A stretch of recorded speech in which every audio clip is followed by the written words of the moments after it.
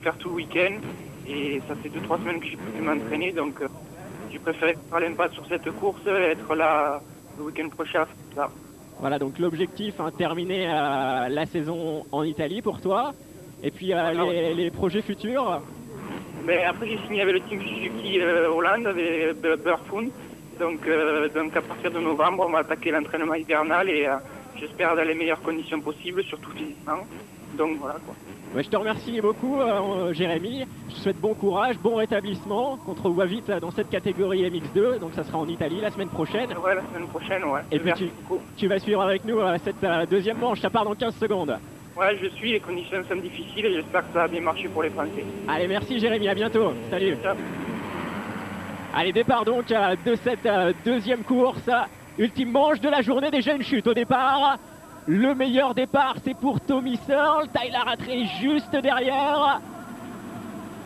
Allez, une nouvelle fois, un bon départ des deux pilotes KTM. Voilà, Tyler Rattray est aux alentours de la deuxième, troisième place. Regardez Tommy Searle, il veut cette revanche. Il a terminé deuxième tout à l'heure dans la route. Tyler Rattray, il va falloir maintenant attaquer. Il a décidé d'attaquer dès les premiers tours. C'est peut-être la bonne solution, puisque dans la première manche, on l'a vu, eh bien, longtemps hésité à être loin, attaquer, faire beaucoup d'erreurs. Là, il prend directement l'avantage. Tommy Searle, c'est de bon augure. Tyler Rattray, il est deuxième. Lui, il ne va pas vouloir laisser s'échapper son concurrent direct au championnat. Allez, Tyler Rattray donc à la deuxième position. On voit Gerd Krestinov, vainqueur à Lommel dans les sables. Il est à la quatrième place pour l'instant. Il avait chuté dans la première manche. Nicolas Aubin, lui, est bien moins bien parti. Au-delà de la 10e place, apparemment, le Français, il avait fait une super remontée tout à l'heure. On l'attend forcément, Nicolas, ça c'est sûr. Allez, Gerd Krestinov, on le voit ici à la 4e place. On va essayer de faire un point sur ce classement. Garrett Swanepoel également qui est dans ce top 5. Le voici. Garrett Swanepoel qui roulera l'année prochaine en MX1 aux côtés de Sébastien Pourcel. La chute ici pour le Belge Jérémy Van Orbeek. Lui aussi, c'était l'un des meilleurs pilotes de cette première manche. Il avait chuté, ce qui l'avait fait rétrograder à la 8e place. Les problèmes déjà dès ce début de deuxième manche. Tommy Searle, quant à lui, aucun souci, il a pris le commandement. Derrière lui, Tyler Rattray, regardez comme il attaque, le Sud-Africain. Il est juste derrière et là, il va y avoir à nouveau ce duel que l'on avait attendu dans la première course pendant 35 minutes. Ça s'était joué dans les derniers tours. Et là, dès le premier tour, justement, on a droit à ce duel. Tyler Rattray, Tommy Searle, ils sont partis en tête, les deux leaders du championnat. Allez, regardez derrière, Garrett Swanepoel, il est là également, le pilote Kawasaki. Lui qui pilotait dans le team Molson cette saison. L'année prochaine, le team Molson donc arrête la compétition. Swanepoel qui est pris chez KRT, donc comme je vous le disais, avec Seb Pourcel. Livia Lancelot continuera également dans cette structure-là. Et on se souvient de Garrett Swanepoel l'an passé, ici même. Il avait signé un magnifique podium juste derrière Antonio Cairoli. Une deuxième place pour Swanepoel ici l'an passé. Troisième place, c'était Tommy Searle. Donc lui aussi est capable de bien rouler sur cette piste de l'Europe. Mais il manquait forcément Tyler Rattray. Et on l'a vu, dès la première manche, c'est quand même l'homme à battre aujourd'hui. Il a su gérer parfaitement sa course. Il a été vainqueur de sa manche qualificative la veille.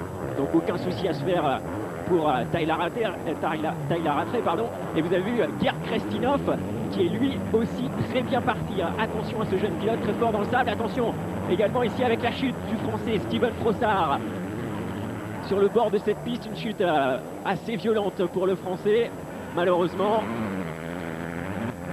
Et on revient sur l'avant de course avec Tommy Searle, Tyler Rattray, Gerd Krestinov à la 3e place. Va-t-il une nouvelle fois créer la surprise? En tout cas, il est bien parti. Allez, 31 minutes de course, plus de tours. Et une nouvelle fois, 3 KTM aux avant-postes. Tout à l'heure, c'était Rattray, Searle, Rui Goncalves. Et bien, cette fois-ci, c'est avec Gerd Krestinov. Et regardez l'attaque de Tyler Rattray maintenant sur Tommy Searle. Il attaque l'actuel leader du championnat. Il veut montrer à Tommy Searle que cette deuxième manche ne va pas se passer sans lui. Gerd Krestinov est là également. Attention, le trio de tête est en bagarre. Gerd Krestinov qui vient de doubler. Tyler Rattray, c'est passé. Il va certainement attaquer également sur l'extérieur au prochain virage. Tommy Searle, deux pilotes en une seule ligne droite pour Gerd Kristinov. Incroyable pilote, l'Estonien qui vient de doubler Rattray et Tommy Searle en une seule ligne droite. Il vient de prendre la tête de course, Gerd Kristinov. C'est incroyable ce qu'il fait, le jeune Estonien sur l'intérieur. Va-t-il ressortir avec l'avantage? Et oui, ça y est, c'est fait. La tête de course donc pour l'Estonien Gerd Kristinov. Incroyable passage ici, on le savait, vraiment fort dans les courses de sable. Il avait étonné, surpris même à Lommel en Belgique le mois dernier. Le voici une nouvelle fois en tête d'une manche MX2. Incroyable passage de Gerd Kristinov. C'est vrai qu'on était surpris de le voir aux avant-postes maintenant. Dans le sable, c'est l'une des références, hein, tout comme Eric Higgins par exemple, qui est très fort dans le sable mais qui a plus de difficultés sur d'autres types de tracés. Et bien Gerd Kristinov, c'est un des pilotes de cet acabit, voilà, qui arrive justement à être très performant sur les circuits typés sable, comme ici à l'Europe. Attention à la petite erreur ici, on l'a vu tout à l'heure en première manche.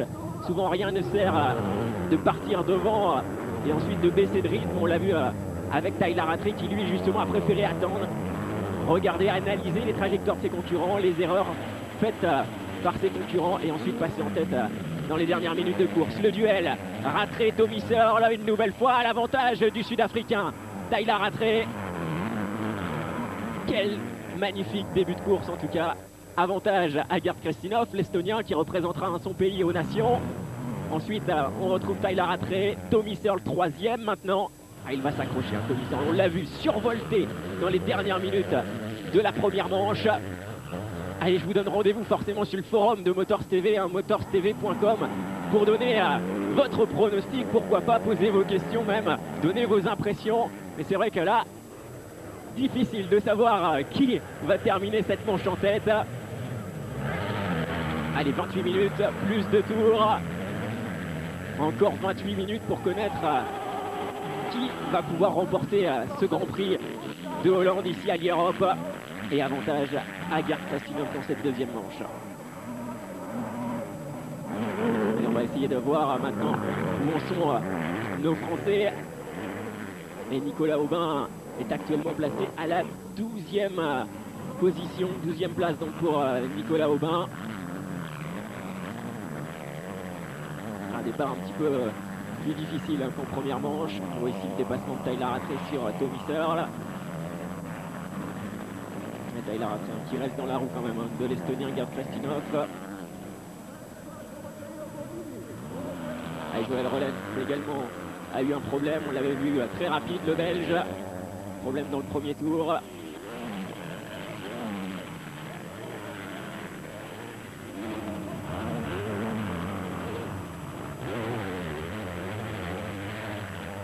Et ça va être difficile cette deuxième course. Il y a eu le passage de la catégorie MX1, le passage de la catégorie féminine.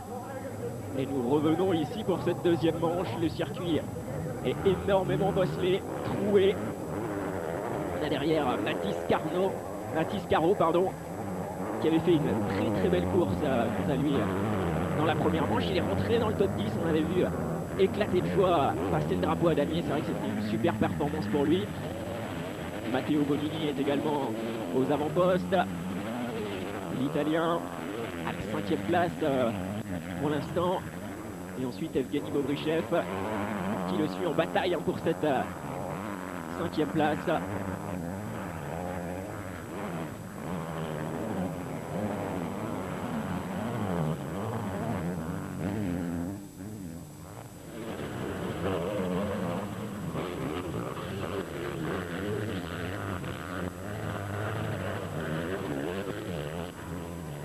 Allez, la bataille donc pour cette 5e place entre Matteo Bonini et Evgeny Bobrichev. Du côté de l'Italie, il en manque un, c'est Antonio Cairoli. Blessé, Antonio Cairoli reviendra la saison prochaine. Il pilotera une 450 cm3. Son coéquipier sera Tanel Lehoc. Donc les deux pilotes qui seront dans la catégorie MX1 pour le titre, forcément Tanel Lehoc donc, et Antonio Cairoli chez De Carli, le même team dans lequel il roulait déjà Antonio Cairoli, mais cette fois-ci dans une autre catégorie, le MX1.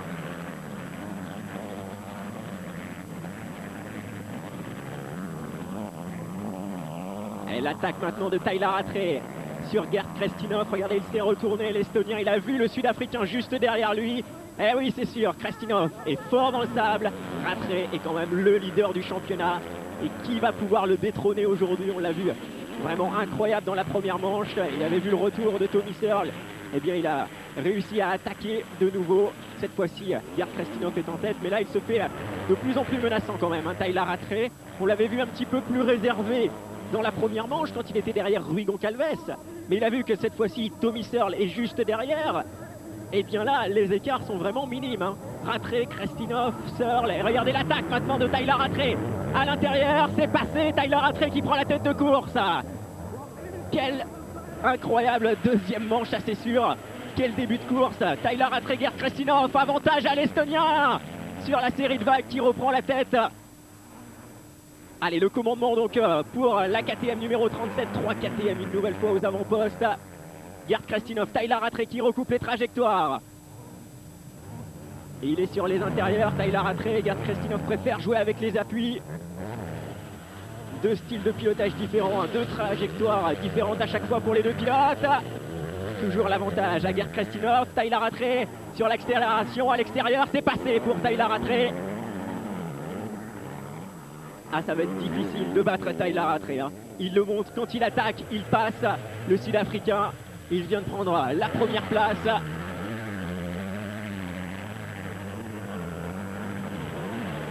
Et il reste 24 minutes de course.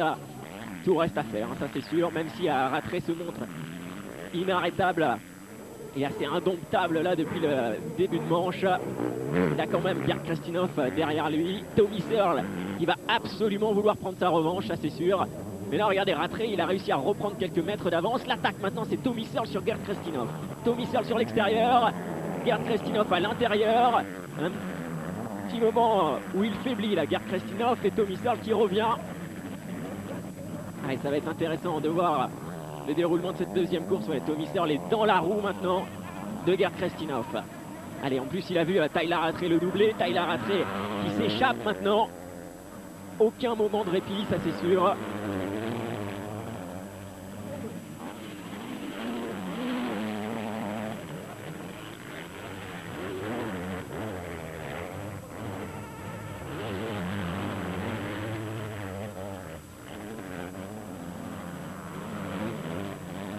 Allez, Tommy Searle, la grosse attaque hein, derrière l'Estonien, ça c'est sûr.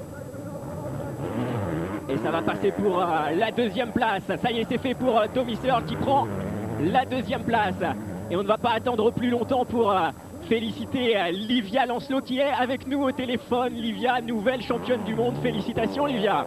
Bah, merci beaucoup, bonjour à tous. C'est vrai que c'est un super jour pour moi. C'est mon premier titre championne du monde, je suis super contente.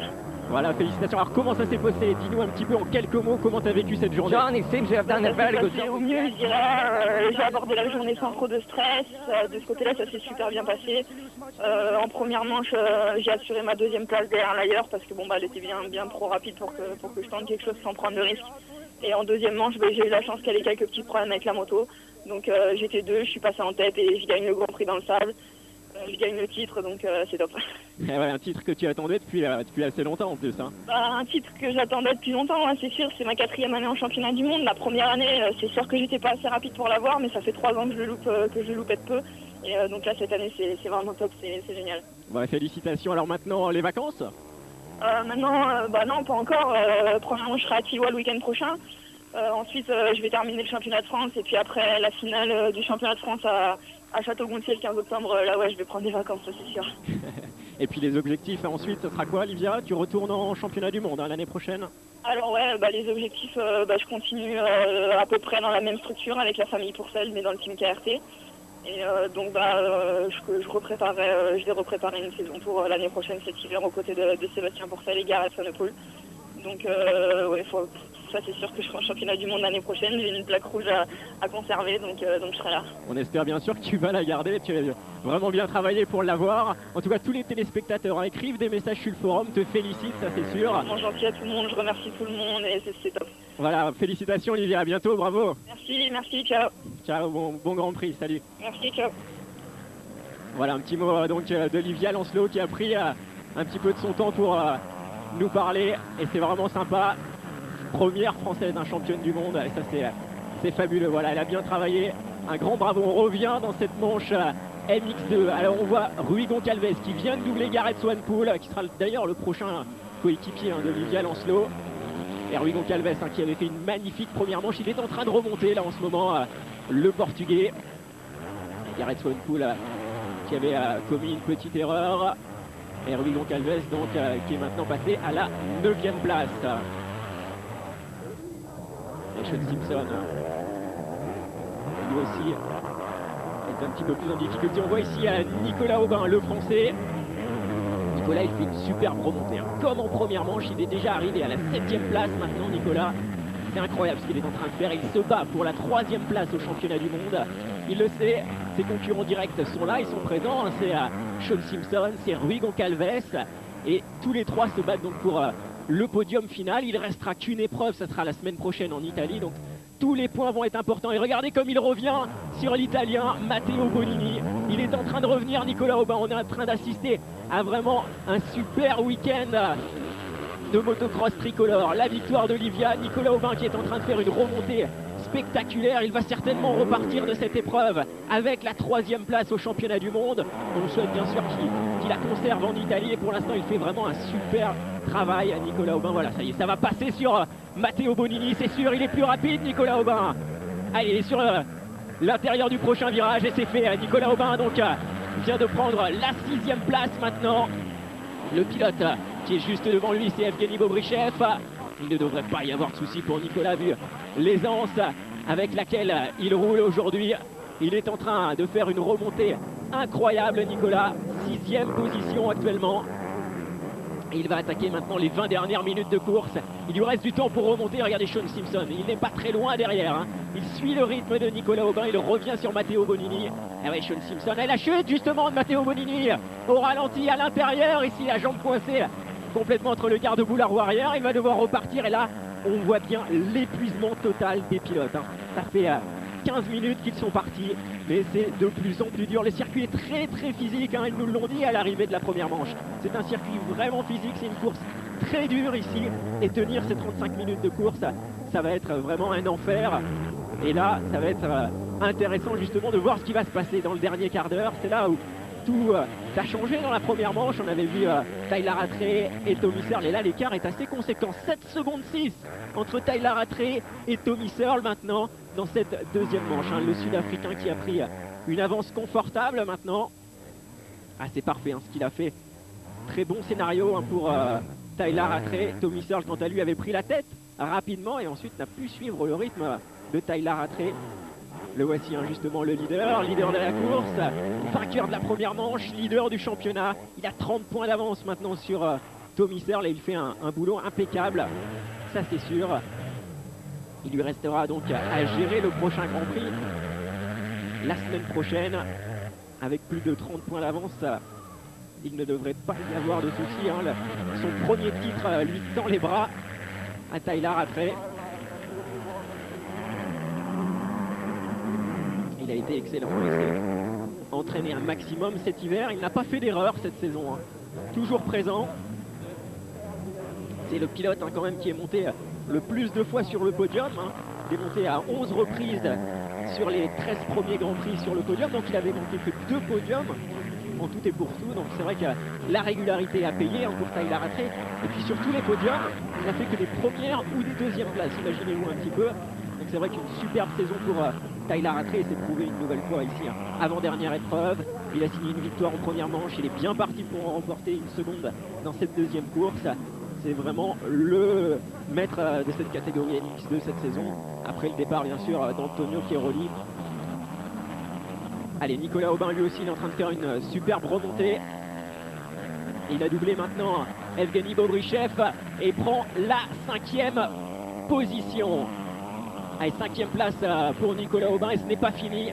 Il reste encore 16 minutes de course et tout est possible. On va marquer une courte pause. On se retrouve bien sûr tout de suite après pour la suite et fin de cette deuxième manche à l'Europe. A tout de suite.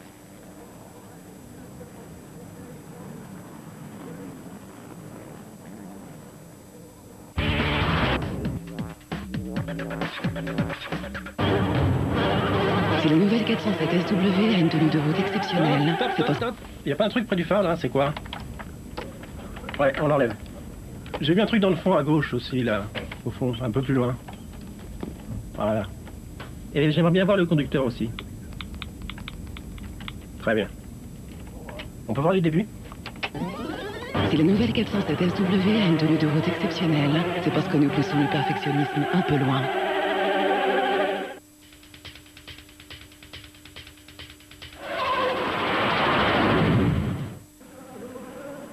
Nous sommes de retour à l'Europe en Hollande pour l'avant-dernier Grand Prix de la saison championnat du monde de motocross catégorie MX2 et à l'image le français Nicolas Aubin qui est en train de faire une magnifique remontée. Il est juste derrière Mathis Caro. Nicolas Aubin à la 5e place, bataille donc pour la 4e position.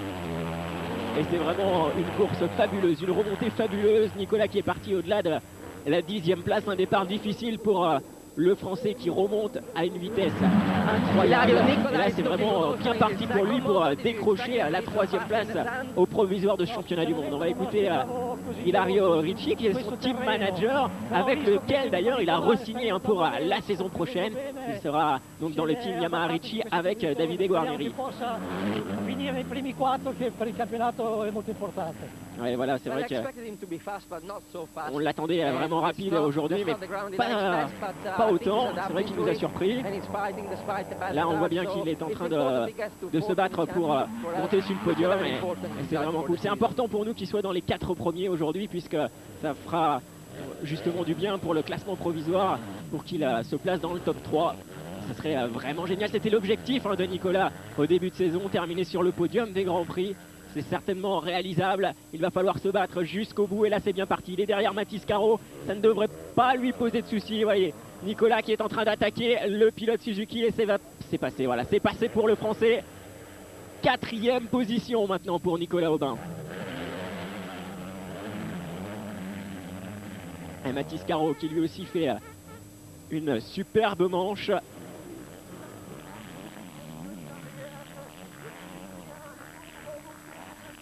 Et Nicolas qui se bat vraiment, et Mathis Caro également, qui ne laisse pas sa place aussi facilement. Allez, Nicolas, il a pris la 4e place. Et c'est passé pour Nicolas, il est 4e maintenant. Et justement, il y a un homme qu'il connaît bien, il l'a sélectionné dans l'équipe de France au motocross des nations. Il est avec nous aujourd'hui, c'est Olivier Robert qui est avec nous au téléphone. Bonjour Olivier. Oui, bonjour. On entend le bruit des moteurs, tu es sur le bord de la piste certainement. Alors ça a été une superbe journée pour les Français avec Livia, le titre, et puis là Nicolas qui est en train de faire une superbe course. Oui, pour l'instant ça va bien pour certains Français. Malheureusement, en un tour, on a perdu 3 Français en MX2. Puisque Xavier Borg est tombé au départ et un petit choc à la tête. Apparemment, c'est bien passé. J'avais même un accrochage entre une boissière qui s'est percutée et un petit moto dans le dos. Un bon bleu.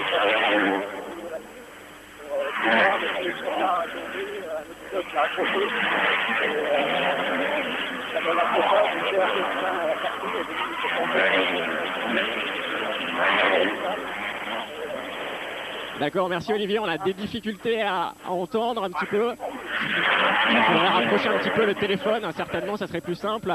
Sinon un petit mot, un dernier mot sur l'équipe française pour le motocross des nations. Avec la blessure de Steven, il va falloir que je retrouve un pilote en MX2. Voilà, donc je ne sais pas encore.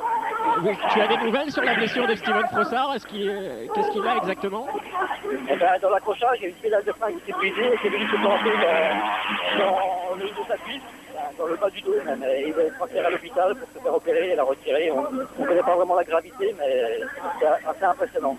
D'accord, merci beaucoup Olivier pour toutes ces précisions. Et puis on se tiendra informé donc pour l'équipe et puis pour la santé de Steven. Ok. Merci beaucoup Olivier, à bientôt. Voilà donc un plus de précision sur l'abandon de 3 Français, Xavier Borg, Anthony Boissière et surtout Steven Frossard qui apparemment a une blessure assez sérieuse. Steven qui avait été sélectionné donc dans l'équipe de France pour le motocross des nations qui aura lieu fin septembre. Alors bien sûr on connaît les pilotes sélectionnés, il y a Sébastien Pourcel, donc Nicolas Aubin et un nouveau pilote MX2 à choisir, donc le travail d'Olivier Robert que nous venons d'avoir au téléphone, le sélectionneur de l'équipe de France de motocross. Voilà, en tout cas, merci à lui de nous avoir communiqué ces informations. Retour sur la tête de course. Regardez, Tommy Searle actuellement, il est à la deuxième place. Tommy Searle à 9 secondes 6 de Tyler Rattray. Il est deuxième et là, ça va être dur pour Tommy Searle. Il reste 10 minutes de course, mais on l'a vu dans la première manche. Tout a changé dans les 3 derniers tours. C'était une furie. Tommy Searle, il a réussi à remonter 5 secondes sur Tyler Rattray. Va-t-il être capable de faire de même dans cette deuxième manche? Ça va être difficile à croire, en tout cas, puisque on voit bien qu'il faiblit un petit peu. Tour après tour, il perd des secondes. On l'a vu dans le dernier tour, il a perdu 2 secondes sur Tyler Rattray. Les pilotes qui maintenant roulent en 2 minutes 15 et 2 minutes 17, alors qu'en première manche, les meilleurs temps étaient en 2 minutes 07. C'est quasiment 10 secondes d'écart entre la première et cette deuxième manche. Donc vous voyez bien, les conditions ont bien changé. Le circuit est de plus en plus difficile. Et voilà un petit peu pourquoi les écarts sont différents. Et en tout cas, celui-ci, il nous étonne, ce pilote, Mathis Caro. Il a été vraiment surprenant ce week-end. Pilote qu'on n'a pas l'habitude de voir aux avant-postes, ça c'est sûr. Mathis Caro qui a terminé 9e dans la première manche. Il occupe actuellement la 5e position.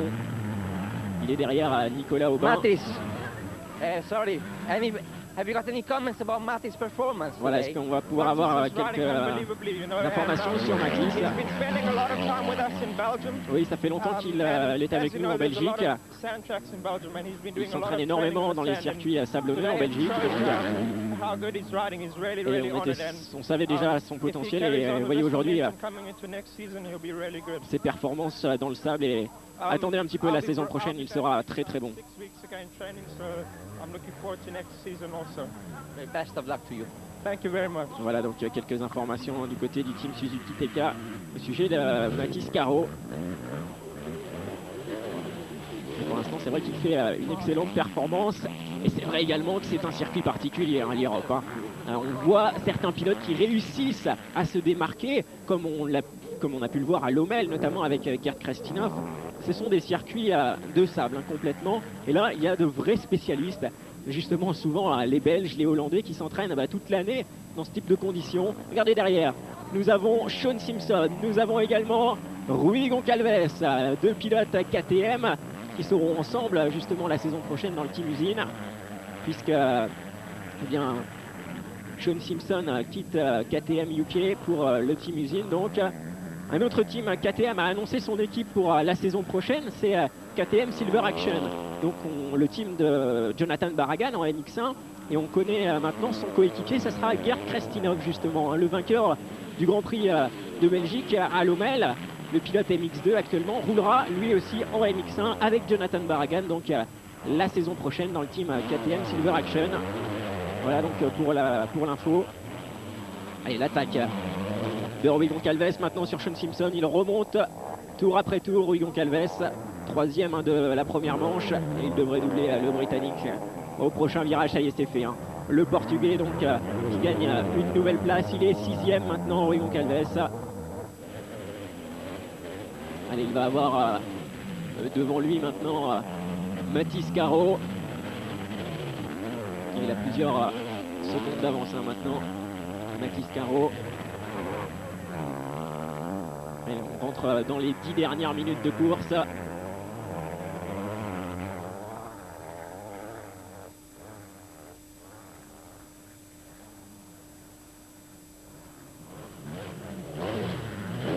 Et regardez justement Rui Goncalves qui arrive dans la roue de Mathis Caro. Nicolas Aubin lui est revenu et il vient de doubler à Gerd Kristinov. C'est incroyable ce qu'il fait Nicolas Aubin. 3e position maintenant. Nicolas Aubin est revenu à une vitesse incroyable dans cette deuxième course. Il double Gerd Kristinov. C'est vraiment impressionnant. Au niveau des temps chrono, ah oui c'est significatif. Nicolas Aubin qui roule en 2 minutes 18. Gerd Kristinov en 2,23, 2,24. Il y avait quasiment plus de 5 secondes par tour d'écart entre les deux pilotes. Gerd Kristinov là qui faiblit complètement. Là, pas de physique dans cette fin de deuxième manche pour Gerd Kristinov. Et Nicolas Aubin qui gagne une nouvelle place. C'est fabuleux ce qu'il a fait ce week-end, Nicolas, sur ce circuit de l'Europe. Très difficile. eh bien, il va bien la mériter cette troisième place au provisoire. Il se sera battu jusqu'au bout.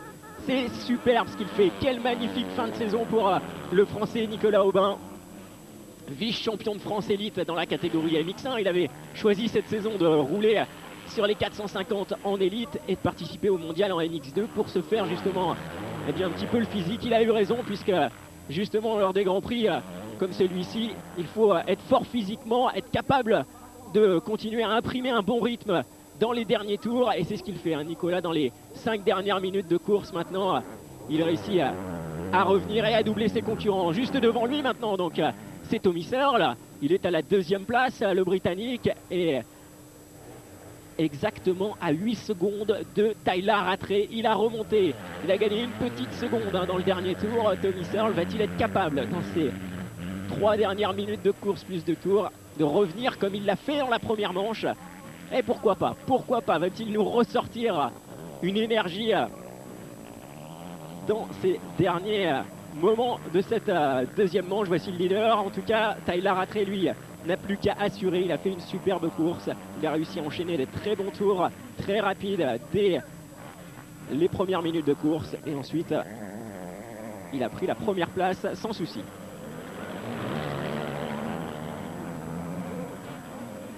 Le leader de cette deuxième manche, virtuel vainqueur du Grand Prix, c'est lui, Tyler Rattray. Leader également du championnat du monde. Et si tout se termine ainsi, il va repartir avec une nouvelle fois des points d'avance sur Tommy Searle. L'écart était de 30 points au classement provisoire, il serait de 33 points maintenant. Et on voit les encouragements de nos téléspectateurs sur le forum motorstv.com, je vous le rappelle, n'hésitez pas à envoyer vos messages. Les pilotes justement qui regardent les courses ensuite à la télévision sont souvent très heureux de se voir encouragés. On voit notamment Picha qui encourage Nicolas Aubin. C'est vrai que Nicolas a fait une course vraiment fabuleuse, hein. Il est à la 3e place, il a imprimé un rythme incroyable et là ça mérite vraiment une belle 3e place au provisoire pour lui. Il a fait des efforts conséquents et on peut être sûr qu'il se battra pour le drapeau tricolore au motocross des nations aux côtés de Sébastien Pourcel. Motocross des nations fin septembre du côté de la Grande-Bretagne. Ce sera à Donington Park, course que l'on diffusera bien sûr sur Motors TV. David Guarneri, c'est le coéquipier justement de Nicolas Aubin. Il sera lui aussi chez Yamaha Ricci la saison prochaine. Il occupe la 10e place pour l'instant, David Guarneri. Il est juste devant Jérémy Van Orbeek. Et le voici justement notre Français Nicolas Aubin à la 3e place. Il reste 1 minute 30 plus 2 tours.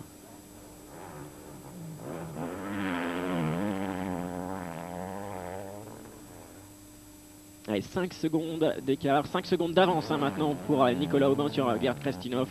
Aucun souci pour lui.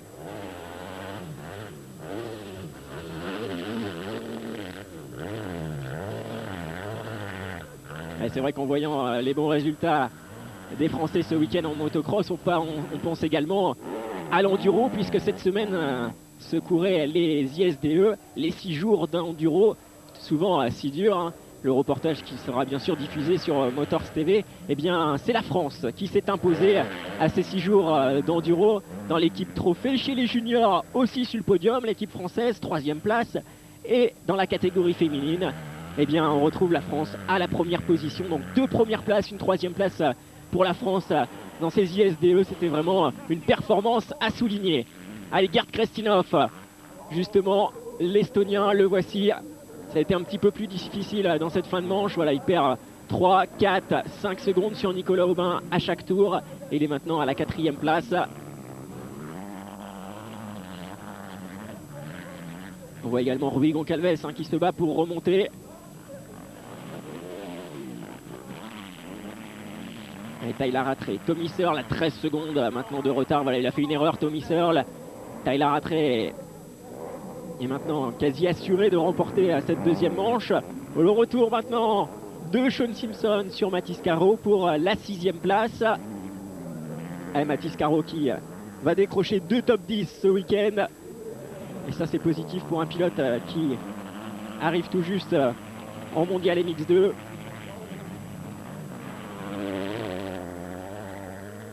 Voilà, Sean Simpson, donc le Britannique qui s'est blessé le mois dernier à la clavicule. Le voici de retour pour terminer ce championnat du monde. Il se bat pour la 3e place au général avec Nicolas Aubin, mais là, avantage aux Français. Et quel avantage, quelle prestation ce week-end de Nicolas, ça c'est sûr.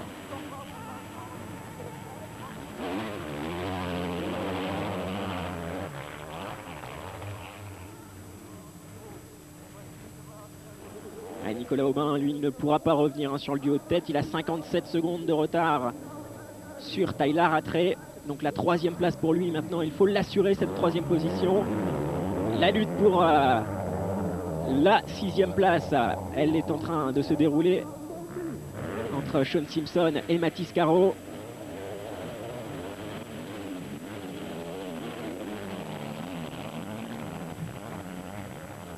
Et ça y est, c'est passé donc pour Sean Simpson. Maintenant, nouvelle position et on rentre dans les 2 derniers tours.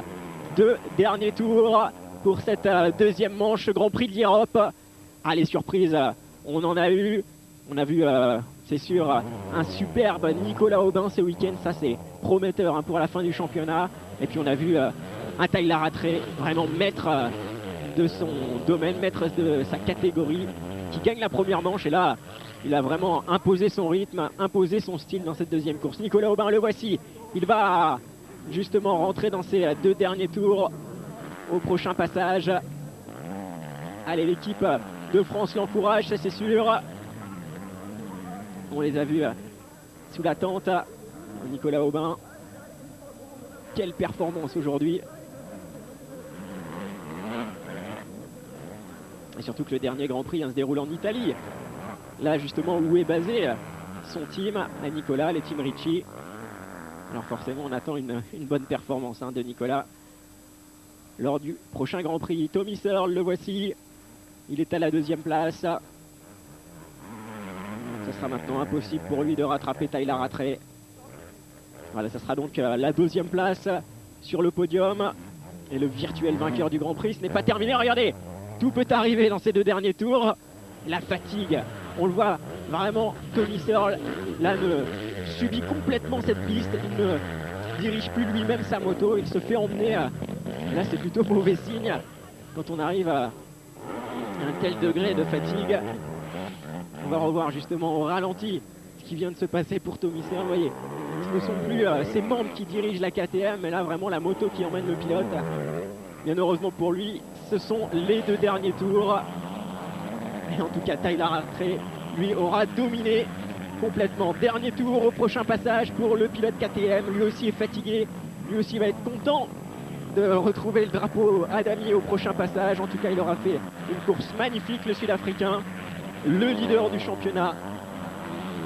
Sans aucun doute, il nous aura une nouvelle fois prouvé sa suprématie. Il va repartir d'ici pour la 11e fois avec la plaque rouge. Il a dominé cette saison. 10 fois, il est reparti avec la plaque rouge. Mais de toute façon, il avait justement imposé son style dès la première épreuve. C'était dans le sable à Valkenswaard. Et on a vu Tyler Rattray est prêt, ça c'est sûr. Maintenant, il fallait réussir à le déloger. Ça n'a pas été simple, seulement Antonio Cairoli ou bien Tommy Searle ont réussi quelquefois à jouer des coudes avec lui, mais là, il a été assez régulier, assez serein pour s'imposer. Et puis là, aujourd'hui, aucun souci. Une magnifique victoire donc pour Tyler Rattray. Dernier tour pour Tommy Searle, le Britannique, qui est moins bien engagé maintenant pour espérer le titre à Faenza. Et là, il prend une bien belle option à Tyler Rattray.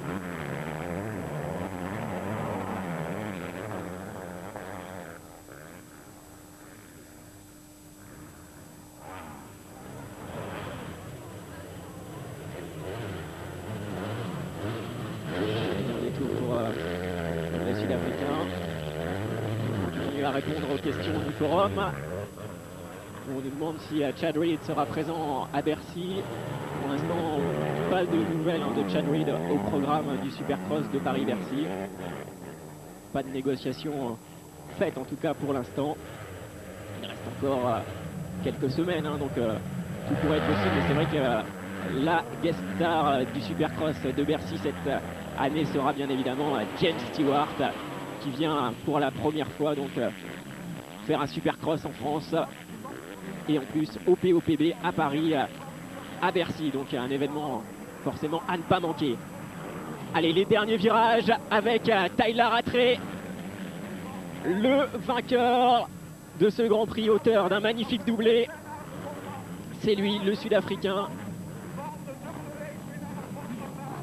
pour cette dernière saison en MX2. Il aura fait vraiment une super année. Voilà, applaudi par la majorité des teams. Tyler Rattray s'impose ici à l'Europe dans cette deuxième manche. Il a gagné les 2 courses aujourd'hui. Tyler Rattray est le leader du championnat et repart maintenant avec 33 points d'avance sur Tommy Searle, juste avant la dernière épreuve en Italie. Quel Grand Prix! Et justement, il peut faire exploser sa joie, Tyler Rattray. Il nous a offert un super spectacle. Regardez qui le félicite, c'est Stéphane Evert, juste à l'arrivée.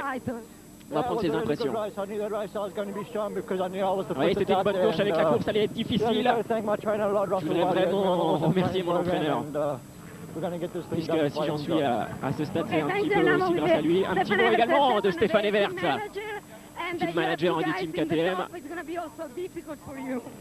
Difficile puisque 2 de vos pilotes sont aux avant-postes. Oui, KTM joue le titre. On joue la première, la deuxième place. Malheureusement pour nous, Antonio Chiaroli a eu quelques soucis cette saison. C'est vrai qu'il va y avoir de la compétition lors du prochain Grand Prix. Voilà, on attendra une semaine donc pour savoir qui sera champion. Oui, la semaine prochaine, nous saurons qui est le grand vainqueur. Maintenant, Tyler a une avance confortable, 33 points d'avance sur Tommy. Mais on ne sait jamais ce qui peut se passer, comme nous le dit Stéphane Evert. Tout est possible, et ça c'est sûr, il est bien placé pour le savoir. Stéphane Evert, lui qui a remporté 10 titres quand même de champion du monde, eh bien c'est bien lui qu'il faut écouter. Il va donner les conseils justement à ses pilotes avant le prochain Grand Prix. Ce sera le week-end prochain à ne pas manquer, bien sûr, sur Motors TV. Les 2 courses de la catégorie seront en direct, de la catégorie MX2 en direct sur l'antenne de Motors TV dimanche prochain. Donc ne manquez pas le rendez-vous. Et puis comme d'habitude, rendez-vous dans la semaine pour les rediffusions avec le MX1. Pour avoir les horaires, c'est très simple. Le site internet motorstv.com. Et là, vous